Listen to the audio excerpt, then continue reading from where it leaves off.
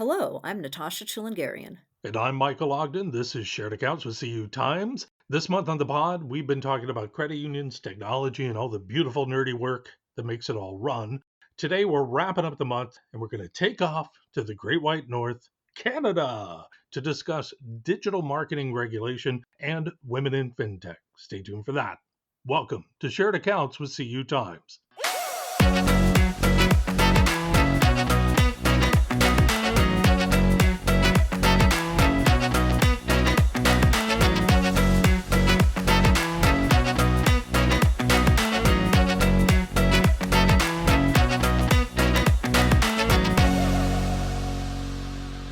Coming up, we are talking with Nicky Senyard, CEO and founder of the Vancouver, British Columbia-based marketing fintech Fintel Connect, about some new CFPB guidance that she says could impact credit unions' digital marketing efforts. She has some thoughts. Also, we'll be chatting with her about what it's like to be running a fintech company with a leadership team that's entirely female. Awesome. Stay tuned for that. First up, let's take a break from the week and check in with Natasha. Hey, Ann, Hi. how's your week going? It's not too bad. It's very cold. Actually got some overnight snow here in the mountains. Yeah, where are you this week? So this week I am back in my primary residence in Crestline, California. So it's just north of San Bernardino in Southern California, up in the mountains. Oh, yeah, sometimes you have bears. We do have bears, yeah. Oh gosh, I had the best bear sighting last year. It was about a year ago, so I'm due for another one. Oh, yeah, because you mentioned that people don't trick or treat because of bears. Well, it's dark and it's just dangerous, and yeah, there's all there's coyotes and yeah, they have, like, a designated trick-or-treating, like a Okay. grocery store parking lot or something like that. What a fun way to make Halloween even more scary. Hey, you might die. Yeah, hey, that would be an authentic Halloween, huh? All right, so let me ask you, what'd you watch this week? Yeah, I didn't watch too much, I've been pretty busy, so Yeah, one show I always make time for, no matter how busy I am, is the good old 90 Day 90 Day Fiancé and Fiancé. some of their spin-offs, so I watched it was the most recent season of the original 90 Day Fiancé wrapped up this week, Hmm. and then I've been watching one of the spin-offs called The Single Life, which is people from the show that end up single, which is actually most of them because most of those relationships are just a total train wreck. And it kind of follows them on their dating journeys. Uh, how many seasons of this show are there? I don't know, I really don't know, I'd have to look that up, but there's so many spinoffs now, it's just insane. It's like Survivor. Survivor's on like season 40 something. Oh, wow. I never even watched that. That's I don't know. It's been decades since I have. Right. So, that and then I've been watching the last season of Curb Your Enthusiasm. Okay.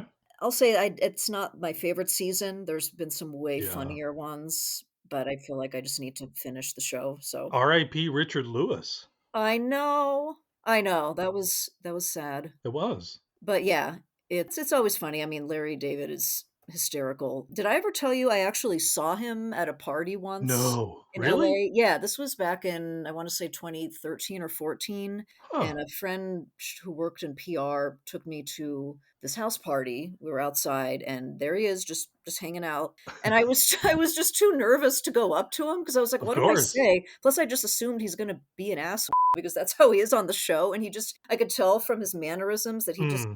acted just the same in real life as he does whenever we Yeah. see him. So I was like, I'll just admire from afar." Okay. That's a Anyway, great story. yeah. So, what did you watch this past week? Anything Let me see. Looking at my Letterboxd account again. If you want to look it up and follow me on there, you can. Oh, you know what? I finally got around to watching Maestro, the Oh, Bradley okay. Cooper, Carey Mulligan film. Sure. I watched it. I don't know why I hadn't watched it. I enjoyed it. I know a lot of people didn't love it, but I was a huge fan, still am, of Leonard Bernstein. I was almost a music major, going into college. Right. But in West Side Story, one of my all-time favorite movies, the 60s version, I don't mind Spielberg's version, but I enjoyed the movie quite a bit. I have no issues with it. I teared up a couple of times. The other thing I watched, this one called The Black Coat's Daughter. Came Oh, out in 2015. I think it's on Netflix or maybe it was HBO Max. Who is in it? Oh yeah, Emma Roberts, Lucy Boynton. It's a horror movie-ish. Okay. The first 2 thirds incredibly slow. Last third, I loved it. I was all in. It's not for everybody. It's Is kind of it a gross. gory? Is it a body horror? Toward the end, it was kind of gross, Okay. but it was a fun watch eventually. So not bad. Take some patience then. Yes. Okay, got it. Okay, great.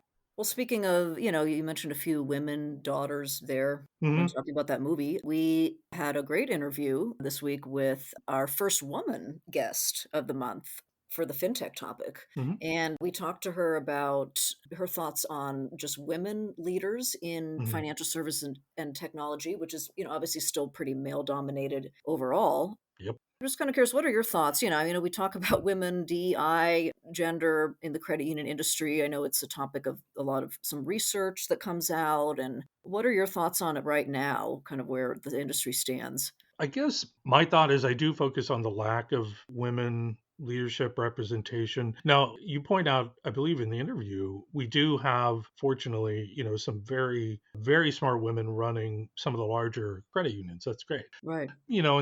And then we have a lot of women CEOs in the smaller realm. But what kind of drives me nuts about it is when the credit union industry likes to compare all of these data points about female leaders to banks. And I'm like, you know what? Comparing yourselves to banks is a pretty low bar. So That would be right. That would be correct. that just kind of bugs me. That's my overall thought on it. What do you think? Right. As a woman myself, I guess I think about it, but I also this is something our guests talked about, is like I also just don't think about it. It's like, okay, Hmm. you're a woman, you got this job. Do we need to point out the fact that you're a woman who got this job? Like, does that help? I mean, why do we even need to call it out? Good point. I don't know. It makes it continues it as an issue the more you call it out sometimes, in my opinion. Uh, It might be controversial, but it's like you wanna get into this, you're talented, you like technology, why not? I don't think it needs to be such an issue. People should just do what they enjoy and do what they're good at, and mhm. yeah, there are some hurdles in there. There's some systematic things, and our guest talked about this as well, which was really interesting, is it's also related to the environment. It's not just the woman Yeah. herself, it's the credit union or the organization she's going into needs to feel like the right fit Hmm. culturally, Yeah. and that might be welcoming to her or not. So, Yeah. Good it's a point. very complicated topic, I know. I'm It is. afraid to say the wrong thing on it. Mhm. Anyway, but we're gonna get into more of that next with Nicky Senyard. She does talk a lot about her company, which is very compelling. It's focused on digital marketing, and she's really trying to get more credit unions on board with what she's offering. So she's gonna talk a lot about that. She also Mhm. talks a lot about women in tech and financial services. She says some really insightful and I think is very honest with her opinion. So Yeah. I really enjoyed talking to her. Mhm. So yeah, all of that is coming up next. Hey, listeners, I have some important information I wanted to share with you. It's no surprise that our tight knit industry is seeing transformative change on a daily basis. And let's be honest, it is hard to sift through the mountains of info out there. And that's why Credit Union Times launched its State of the Industry town halls. I just call them State of the Industry webcast series. We launched them during the pandemic and we really enjoyed them, so we're keeping them going. These panel discussions provide an interactive dialogue on the topics that are top of mind to us and you out in the industry. And we include industry experts. They come in and share their perspective on the topic. I host these things. I really enjoy these things. I love the conversations that we have, and we take questions from the live audience and do live feedback back and forth. It's really great. Our first State of the Industry will focus on the growing partnerships between credit unions and fintechs. It's going to be held Tuesday, June 11th at 2 p.m. Eastern. I highly encourage you to attend, and I promise it will be a lively discussion. Again, that's going to be Tuesday, June 11th at 2 p.m. Eastern. Go to cutimes.com/webcast to register.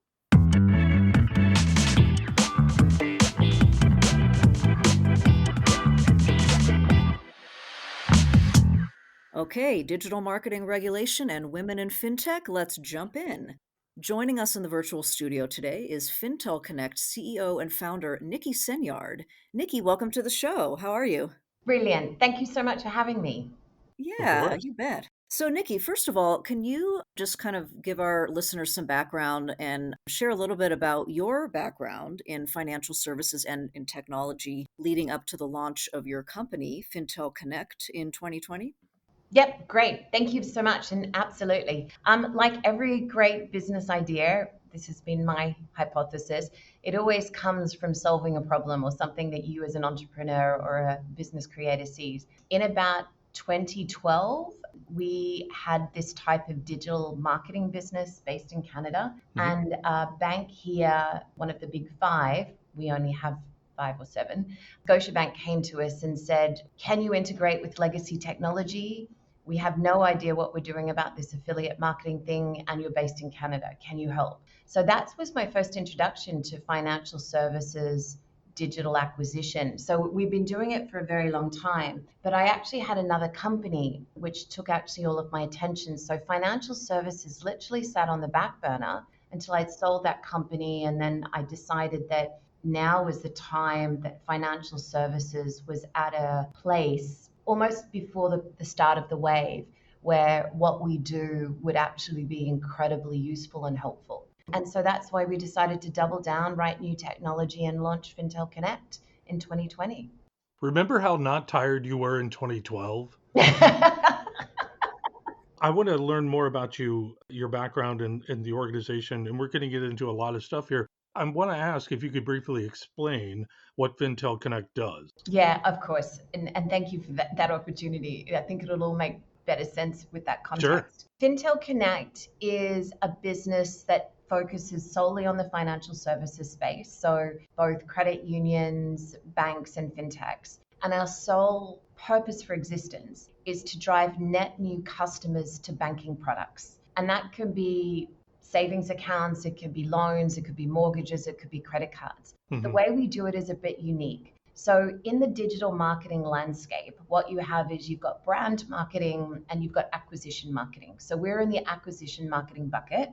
And then how we do it is a bit unique in the fact that we've got a piece of technology that is, I call it the underpinning plumbing, just to be incredibly sophisticated. We actually technically integrate into the credit union platform, and we provide tracking to third party marketers. And the third party marketers are what we call publishers. And these are the Forbes, the Business Insider, the Credit Karma, the Nerd Wallets, all of Hmm. those sorts of guys that write content about products and financial services. Our tracking link is embedded behind the URL or the bank's name or the image. And then what happens is when a customer clicks on that and completes the action that the financial institution deems to be the event, the publisher actually earns a bounty, a CPA, a cost per acquisition. But this means that the credit union is only paying for the customers it deems to be of value. So it's an incredibly scalable and very cost effective way for financial institutions to actually grow. And so we actually work with a couple of credit unions. We work with OnPath and PSECU. OnPath, we're actually helping drive, in 2 months, we've actually helped them increase their deposit base by quite a number. Not at liberty to say how much, Sure. but what we've been able to do is we've been able to help them drive net new customers to their high interest checking accounts. So it's very product specific and it's based on what the credit union is looking for in terms of net new customers. Thank you for that context. Yeah, that's really neat. Well, and that was actually going to be my next question was, obviously you're based in Canada, but my understanding is that you do work with some US credit unions. And so you mentioned those two. Are those the only two you're working with right now on Path? And They are the only ones that are live with us, but we are in multiple conversations with multiple other credit unions. So the thing that we've worked out doing this for its time, and if you don't mind, I'd love to let people know what will make this work for them, because sure. in our small history, we've had so many delightful failures. And I think sometimes the failures help you really focus on what does work. And Absolutely. so what we've worked out is that it's not necessarily a credit union's asset size. It more has to do with their product attractiveness in the general financial landscape. And it definitely has to do with their appetite to take widely from the US geographic region. It doesn't necessarily have to be national, but it really does help the wider the geographic area. So it's product attractiveness, geographic reach, and also being able to play in the ecosystem that is pricing within this area. So, with all of those three things, and also having a budget to be able to put behind this, those are Mhm. the sort of four things that make this channel attractive to a credit union. Right. Okay. And then as far as the remainder of your clients, are they all Canadian? And then like what percentage banks versus credit unions do you work with like overall? I'm so glad that you brought this up. That was actually one of the things that I wanted to discuss, which was I thought you might find interesting. We work for the largest majority with banks, which I think is meaning that credit unions are not necessarily as engaged with this channel as they could be.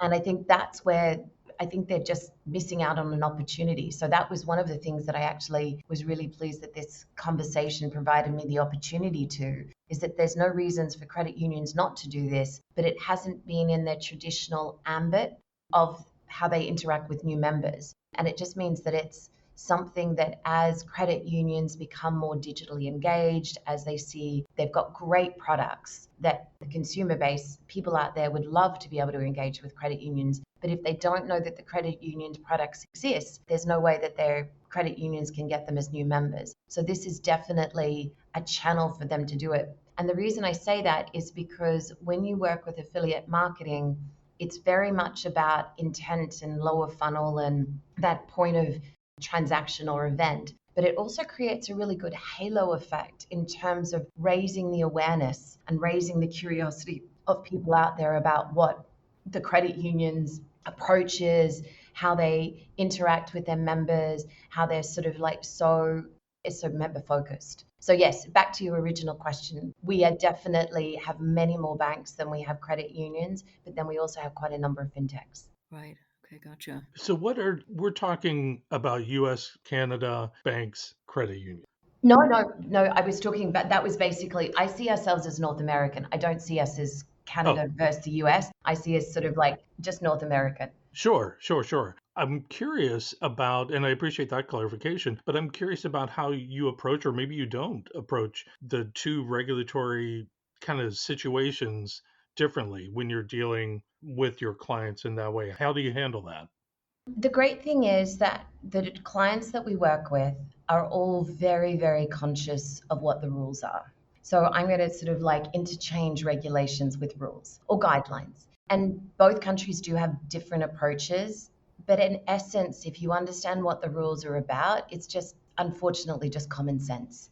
Everything that is out there is about protecting the consumer and making sure there's not deceptive practices that are going on. And all of the financial institutions that we work with and all of the publishers that we work with are very aware of what the rules are and Hmm. really because we focus just on this, we're really wanting to work with long-term invested partners. And so nobody wants to intentionally usurp the rules, but there's not to say that people experiment and there's innovation and sometimes it comes very close to the edge, but I'm very, very fortunate that all of the people that we work with, to the largest majority, are very aware of what the landscape that they're working within and what that Hmm. landscape requires them to do. All right. Takes the pressure off you, I'm sure, to have to handle that when they know what they're doing. Yeah, well, I think it's sort of like always in building a business, it's about good partnerships, right? And Right. good partnerships mean that you need to have the same value set. And the same value set is, for me, definitely being conscious of what the rules are and working within those rules. And sometimes you don't understand the lines of consequence of things, but there's always the ability to correct and readjust. So that's excellent from that perspective. Right. Now, well, speaking of rules and regulations, so one of the reasons we wanted to bring you on the pod today is to discuss some recent CFPB guidance. And now, well, CFPB, we follow that very closely, even though Yes, CFPB rules, they really only affect the largest credit unions, but it's still yes. something that the industry is very tied to. So anyway, this guidance, it basically says that comparison shopping tools can violate the Consumer Financial Protection Act by prioritizing financial products based on payments received by their paid affiliate partnerships, and that might potentially lead to consequences for the financial services industry that is using the affiliate marketing channel. So I wanted to get into that with you a little bit and get your thoughts on it. So well, first, just kind of to set it up, can you just explain what is the affiliate marketing channel and how are financial services organizations currently interacting with it? Well, it's actually we're an affiliate marketing technology, so we're basically right bang in the middle of all of this. Okay. And so the way that what affiliate marketing is when publisher is paid a CPA for the customer event that they get, which is in essence exactly what we do. So what the CFPB guidelines are saying is that their guidelines are no different from what they have been previously. It's about deceptive act, it's about protecting the consumer. And what Mhm. they've just basically said is it's come to their attention, and I'm not quite sure how or why, it's come to their attention that some of these publishers out there that do comparison tables may be prioritizing contents that could contravene this Protection Act by swaying consumers or explaining content in a way that is misleading or could be seen as misleading. And I'm sure what's happened is they've seen this and been concerned, or consumers have reacted, or I'm not, as I said, I'm not quite sure how this circular has come into existence. Yeah. But I think what the CSBP is saying, and of course, I'm not part of that organization, I'm not a legal person, so you've got to understand that this is just my layman terms Of course. understanding of it, is that they're just wanting publishers out there or these affiliates to be conscious that an act that they may have been doing could be contravening what the CFPP is actually in existence for. So what they're basically saying is, please industry, understand that if you're doing this, it's a behavior that we think is something that we don't want you to do. So please look at what you're doing and make sure the way that you're displaying or your algorithms to do comparison tables are actually legitimate and not based on financial remuneration. So I think that's what they're just saying in all of this. Publishers out there try to create education. I see what they do is hugely beneficial when it comes to financial literacy. And what the organization is trying to say is, please do this authentically and don't do it based on financial reward. That's what they're saying. Have you seen any examples, like specific actions that could qualify as violations? I haven't, because the fact is that what happens is that there's lots of publishers that we work with. We have over 3,000 publishers in our network, and different publishers out there all market in a very different way. And what happens is that there's lots of comparison tables out there, and each organization rates their comparison tables on product features, but they could also rate it on financial remuneration. And so what the regulations are just saying is, please rate it on the features, not on the financial reward. But there's lots of different ways, like even Google does it, right? Google gets out there and says sponsored link, or this is something the PPC is paid for on the side. So there's lots of different ways where media organizations are able to put content first, but it's the way that it's identified. And I think that's what the regulations are getting into, is how that content is identified. Okay. And so I guess just from your point of view, when you're looking at your clients and this guidance coming out, is there any way you're looking at it where it might impact them specifically, either the credit unions or the fintechs or the banks? Are you advising them on it at all or making them aware of it? I think they're already aware of it, to be very frank. I think it sort of created a bit of it's one of those sorts of things that nothing's changed, but there's just now a bit of a spotlight on it. And I think the spotlight comes to just make sure that if something's crept in over time, that we recalibrate and go back to working within the guidelines. I can't say that any client specifically has actually, we've had a discussion about it, or that they brought it up, or that they're concerned about it. I've got to tell you, the publishers that we work with that are running the comparison sites are so into making sure that the industry is elevated in whatever way it can. So if CFPB has come through now and saying we're concerned about this, because that's what the circular is basically saying, this is a really good opportunity just to recalibrate, and for publishers just to look at how they continue to build their businesses, but do it within the guidelines. So I think it's more along the lines of, it did absolutely create oh, really? so it did create a curiosity with the industry. But I've got to tell you, most of the people that we work with are so on top of it that if they were concerned about it, they can recalibrate or do something a bit differently, and then we'll just be able to move forward. So, luckily enough, even though it sort of sounded incredibly, and these are the people we work with. So I'm not just Right. saying that's the whole industry, but the people that we work with, it hasn't created such a change of behavior. Mhm. Right, right. No, that's great to hear. And yeah, as you said, we don't know what the rest of the industry is hearing Yes. about it or not. Hopefully our listeners, our credit union listeners can maybe hear this and then also be more aware of it themselves. So I think it's just be good to be aware of it just from a consumer's perspective as well. Like all of us, we wear our double hats, right? We're out there building our businesses, and credit unions are out there looking at how they can grow, but at the same time we're consumers. So it's just a good to be aware of it. right, absolutely. Now, I wanted to switch gears to a totally different topic, and I was excited to bring this up. So, I just, in doing some background research on your company and looking over the website, I noticed that you said that, you're proud to say that it's female founded, obviously by you, and also fully female led. It was a fully leadership team of all women. I'll say I'm very excited because you're the first woman that we've had on, besides myself, this whole month in these tech podcasts. So, Yeah, this good is a point. first. I'm finally in good company. Yeah, so I wanted to ask you a little bit about that. So, like, in terms of hiring like a fully female leadership team, was that a deliberate choice? Or what was your thinking behind it? I would love to claim that I am that strategic, but unfortunately I am not. Okay. It just actually happened over time. And I think basically I'm very passionate about what we do, and I'm very passionate about change and innovation. And I'm just really fortunate that I've got a great team behind me or with me to be able to do that. And they just happen to be women. So our head of finance is female, our CRO, head of revenue is female, our COO is female, head of product is female. My problem is that I actually need to employ some more men. So I think we're 78% women. Hmm. Wow.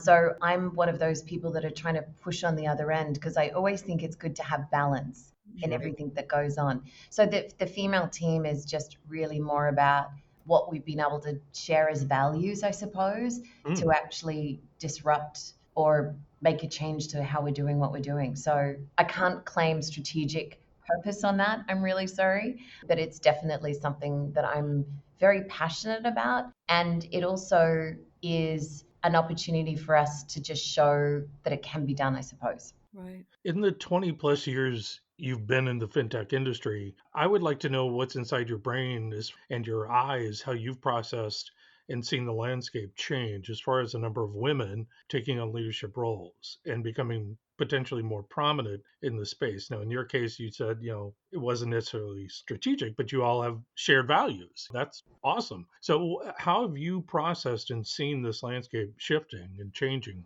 It's actually fantastic. Yeah, I think it's fantastic. The reason I think it's fantastic is just there are so many more women that are playing very strategic roles. And it's almost like to get to a strategic role or to get to a leadership role, you actually have to percolate through your career.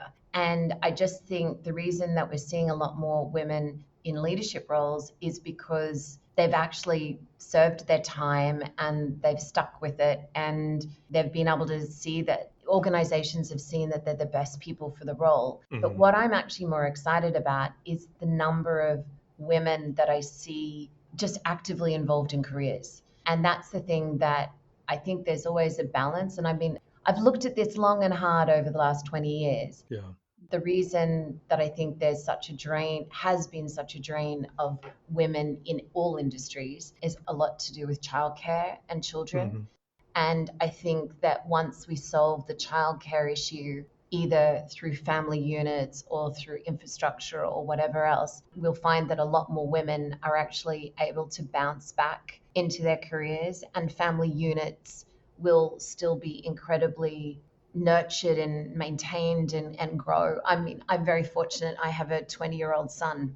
So almost my entire career, I've actually been a mother as well. So I think that that's the good examples that we have. It's not so much the female led team, even though it's great to acknowledge and probably very unique and different in the industry. Hmm. It's that a lot of women now are actually able to more uniquely balance or more uniquely participate in being a family member and being a business person or having a job and participating in industries. And that's what I think I'm so excited about. It's Yeah. not so taboo anymore, and it's not so out of content. It's not out of reach for people. So I think that's probably where I'm most excited. You know what? We should do a full episode on parenting and being in the workplace in the financial fintech space. I would like to explore that a lot. I'm going to write that down. I always believe that there needs to be a full-time parent, but that full-time parent doesn't need to be the woman Yeah, at exactly. different points in time. And, that full-time parent, full-time nurturers can actually shift and change, which I've actually seen. Hmm. I had one woman work for me maybe 15 years ago, and she actually wrote me on LinkedIn. She's in a senior leadership role in a MarTech company, and she actually said, I'm so grateful for working for you because I never thought it was possible to have a career and have a family.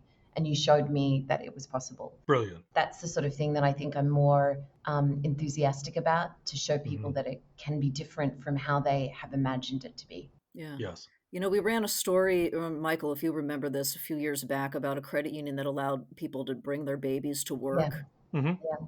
I don't know, that was, yeah, that was kind of interesting. That completely goes down to the issue of childcare, because I really Yeah. looked at it. I'm saying, because there's such a brain drain when great people have a baby, and there's just, I think, just as a society and fintech and working from home and all of technology really does open up the options for that. But Absolutely. credit unions are so member based and so community based. It's sort of a great place for this conversation to happen.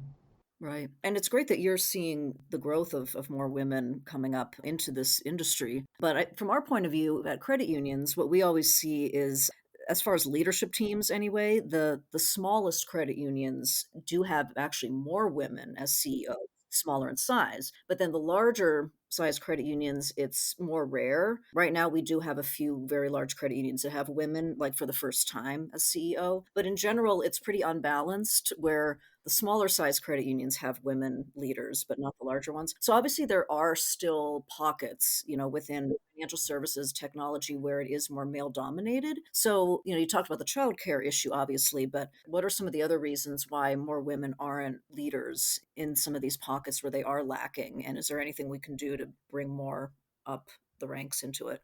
I actually think it's a lot to do with the women, to be very frank. And I mean, this is not a fully formed hypothesis, but Hmm. I think what happens is women will work and go through the ranks of where they feel supported and where they feel that they can make a difference. Like, life is about a lot of choosing your battles. And Hmm. maybe these larger institutions, they haven't had the space or the elasticity to adapt to different types of management or different types of environments. And maybe that's why the smaller credit unions are a lot closer to the ground and can be a bit more flexible. I've been actually reading CEO Excellence, which has been put out by McKinsey, and they talk about organizations having to have both a solid base plus flexibility. And I think what you're probably finding is that in the smaller credit unions, they do have a really solid base, but because it's more accessible, they can be more flexible. And I think what you'll probably find, and I'm hoping this is probably wishful thinking, but nevertheless based in practicality,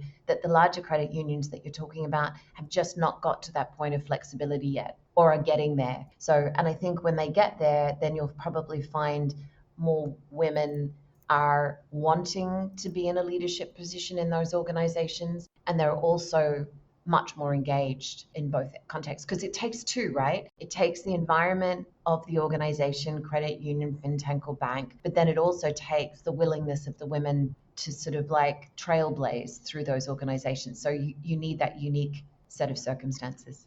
So, what would your advice be? You've had 20 years of experience here. You've seen what works, what doesn't. What would your advice be for some up and coming female leaders in the financial services or even the tech industries? I think it's flexibility. I think it's being passionate, being committed. That old saying, know what you can control and be aware of what you can't, and understand the difference between the two of them. So to me, I have always just done what I've seen as the opportunity, and I've been willing to Hmm. invest the energy or pay the price or do whatever personally to make it happen. But I think where it comes down to is that for anybody that is coming up in their career, any women that are coming up in their career, just the Hmm. determination. Sort of like failure is absolutely evident and will always happen, but it's the getting up and going again, because there's always more than one way to skin a cat. But if you give up, then there's absolutely no way that you're going to succeed. So it's that tenacity, but tenacity within your palatability and your comfort. Because I'm not suggesting that women go out there and beat their heads against a wall, but where there's an opportunity, just don't give up, because if you give up, there's just no way of making it work. So it's the resilience, it's the tenacity, but it's also just being aware of what your own boundaries are and then work within those. For mental health. Yeah, great. Right. Yeah, people they tend to go where they're comfortable, but I see what you're saying. Yeah, the environment has to be right, the situation has to be right, and Hmm. yeah, you have to take yourself out of your That's comfort it. zone as well many times, right? That's exactly. Okay, so Nikki, now let's go ahead and move on to part two of our interview. So this is more of a fun part because it is all about you. So, first question I have for you. Obviously, you are in Canada, but most of our listeners of this podcast and most of the readers of CU Times as well are, of course, in the US. So, I wanted to ask you, what are some stereotypes that Americans have of Canadians that are just totally wrong? Oh, it's so funny. I was preparing for this and I read that and I thought I'm the wrong person to ask. I'm the Australian in the room. So it's Right. Well, and I didn't know that until you hopped That's on. it. So That's now, exactly right. So no, it's fine. I've actually been in Canada for 20 years, so it's absolutely fine. I okay. think the interesting thing that I always find talking to Americans about Canada is that sometimes Americans see Canada as an extension of the US. Sometimes their geography gets a bit screwy in terms of where everybody is. But I think the major stereotype is that they see Canadians as incredibly apologetic, always saying sorry for things that they may not realize that they've done. So I think it's the extension from the US, actually, more than anything else. Right. Well, and then just to follow up on your background from Australia, can you tell us a little bit about that? Like, how did you end up coming from Australia to North America? I actually came to North America sort of like in 2022, I think it was. And I actually moved because the first business that we created, the majority of my clients were in North America. And I've got to tell you, working in Australia, the time zone sucks to work with North America. I was really not sleeping. So we self financed our first business. So we ended up selling our house to finance the business and moved to actually Montreal. So it was definitely a big risk, but it was something that I couldn't do otherwise because I wasn't sleeping. It was sanity requirement. So, how long have you been in Vancouver then? I've been in Vancouver since 2014, so Okay. 10 years. So, question: if you have anybody coming from out of town visiting Vancouver for the first time, where do you take them? I think there are three places that you take them. One is Stanley Park, which is our smaller version. Oh, I shouldn't say smaller version because I don't actually know the dimensions. Like Central Park in New York. It's right downtown. It's a massive green space. So I would absolutely take them there. I would take them to Granville Island, which is also downtown, but it's like a really fresh food and seafood market, which is really good. Oh, actually, four. The Capilano Suspension Bridge, especially at night with the fairy lights, is very good. And I would take them to Grouse Mountain. Vancouver is incredibly lucky that you could be playing golf in the morning and then you could ski in the afternoon because we've got three amazing ski hills within 20 minutes of downtown. You know, you basically just described a weekend I spent with an ex-boyfriend going up there in college. We were 19 or 20 and we could drink in Canada, so we're like, let's go up there. Yep. Yeah, no, we did all those things. That was a lot of fun. I need to get back there. Very good. Was there anything that I missed then? Was there anything else that you would suggest? We were also able to lay on the beach somehow. I remember we were on the mount we would did the Grouse Mountain, went up that cable car, and Yep. then I remember we went to dinner, and then we actually went and laid on a beach, and it was like, wow, we've Yep. got all these different. That's it. And we've got some beautiful beaches downtown as well, which are connected to Stanley Park. So, yep, absolutely. Yeah, good times. Okay, now just switching gears to a tech-related question, just being a technology person. If you had to delete all of the apps on your phone except for 3, which 3 would you keep? I would keep Apple Books, I would keep Google Maps, and I would keep Outlook.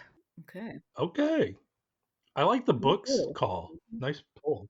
I like that. Did you notice that was the first one? I went in, I actually read this and I thought, what would I do? And that was the order that came to my head. So we would do books, how to get around, and then finally work with Outlook. I love it. It's kind of our final question here. What was the last movie you watched?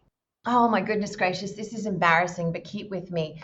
I actually watched Damsel on Netflix on the weekend, last weekend, and I would absolutely recommend it. Why? It just was, I perceived that it was really well produced, Uh-huh. and that you weren't incredulously talking about, thinking in your head, why did they say that, or why did that scene look like that? Mm-hmm. So there had a great flow to it. It was very engaging, not too stressful, not too cutesy. Yeah. So just something light and a bit of a good escapism. Almost pulled the trigger on it last night, but I Did was like, you? I'm going to go to bed. Yeah, I would highly recommend it. What, very quickly, as we wrap it up here, what are some ways people can connect with you, find you?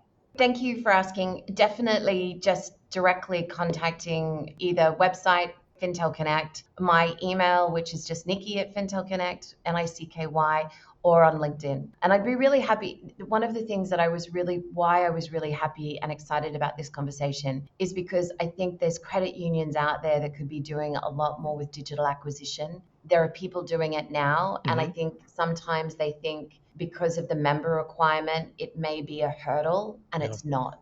And so, what my passionate parting words would be is please look at digital, because you guys have something out there that I know that customers are looking for, and they just need to know where you are.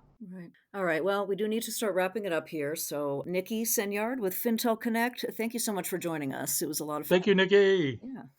And for all of our listeners, please subscribe to Shared Accounts with CU Times anywhere you get your podcasts, Apple, Spotify, Google, wherever. You know how this works. And if you want to rate us, we would love your feedback. And for those of you with questions or comments, feel free to email me over at nchillingarian@cutimes.com, or you can email Michael at mogden@cutimes.com. Yep. Also, if you want some data-driven details on DEI and credit unions, subscribe to our executive briefing at cutimes.com/subscribe. In March, we explored this issue inside our executive briefing, and it's only available to subscribers. It's a new topic each month. Check it out at cutimes.com/subscribe to get the executive briefing. Thank you so much to our producer, Zach Nyheisel. Join us again next week for a new month, new topics of Shared Accounts with CU Times. Until then, thanks for listening.